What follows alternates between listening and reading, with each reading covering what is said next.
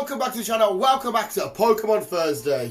We're going to do another game review all about the Crown Tundra DLC for Sword and Shield.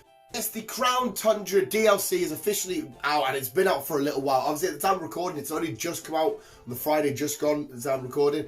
But I've smashed it, I've done it, still got one or two little things I need to do, fill that dex up and stuff. But wow, this was a pretty fucking cool DLC. But I won't go, there's not a great deal to spoil per se, but I'll try and leave some surprises. I'll just go on how the gameplay was for me and what I liked. That's what a review is, Dan. So I'm not going to go too heavy, so you can still experience the DLC yourself, because maybe it is going to take you a couple of weeks to get it done, or to actually start playing it, or maybe you need to save up to buy it, or whatever it may be. I don't want to spoil anything just yet. But yes, the second part of the DLC is out for Pokemon Sword and Shield. Obviously, we had the Isle of Armor first. Now it's the Crown Tundra, and it was fucking awesome. The game pretty much, right, you do get a little mission start point at the start, but if you really want, you can just get straight to the Crown Tundra and explore. It's big. It's bigger than the Isle of Armor. It's a fucking beautiful, beautiful landscape full of some really fucking awesome Pokemon. I enjoyed seeing some of these motherfuckers popping up, like the Aerodactyls or a Mimikyu or whatever it may be. I enjoyed the diversity on all the different Pokemon you can get in the Crown Tundra. And the fact that it's full of so many legendaries just rocking up everywhere. The interaction with the birds when you first see them, to how you catch them. To how you catch them was a little bit of a nightmare. You have to kind of think about it. It's kind of a little bit like, oh, is this a spoiler? Ah, fuck it. I said no spoilers, but I'm going on with it. You know, remember how you catch the dogs way back in gold and silvery style, and they run at different points and all that shenanigans? It's somewhat similar to that, but it was still fun. The Dynamax challenge was really fucking cool. Unfortunately, I always voted that I didn't have to catch the legendary, because I've already got a vast amount of them on home that I've sent over to the Switch. I've got plenty of them, so if I'm doing a challenge with somebody that needs to get the legendary, it's fine, they can have it. I absolutely love the animation of everything, well, the animation of going through the different, because it's mostly snowy, which I was actually worried about. I can't be arsed with loads of snow, but the way when you go to the bottom end of the map, it's quite nice how it blends out from the snowy to the more, like, would autumny be the right sort of word for that weathering? Don't watch this video, I can't do weather. Obviously, the new changes to the likes of the Cantonian trio, the birds from Kanto, to how they look now. I really fucking love what they've done there and how they've changed them, how they look, and the type ups and stuff. It's really fucking awesome. I think all around for a second part of the DLC, it was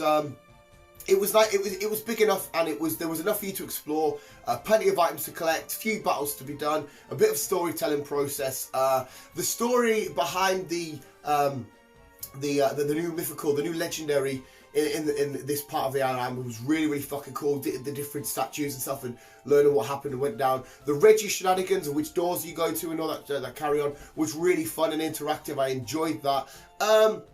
It was definitely well worth it. When you buy the DLC, you get the Isle of Armor and you also got the Crown Tundra.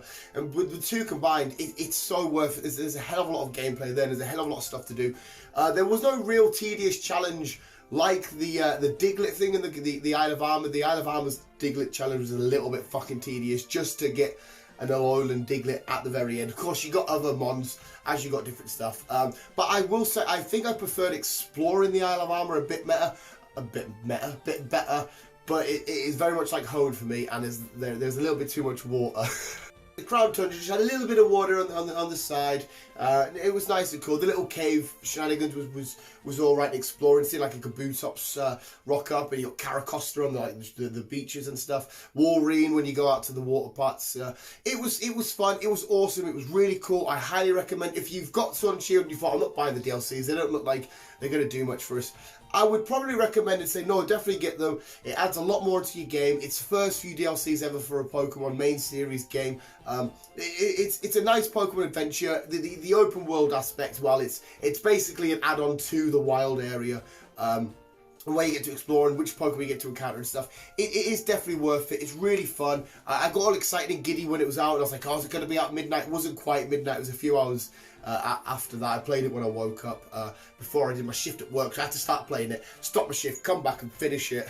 But it is definitely worth a buy. It was fun, it was cool, it looked amazing. It's just adding more to the mythos and the backstory and the landscape and the lore of what is the Galar region and stuff. It was fucking cool, it was fun. Definitely go buy it. Hopefully my review sold you their visuals. Hopefully that was alright. Hopefully I got what I needed to get out and use them.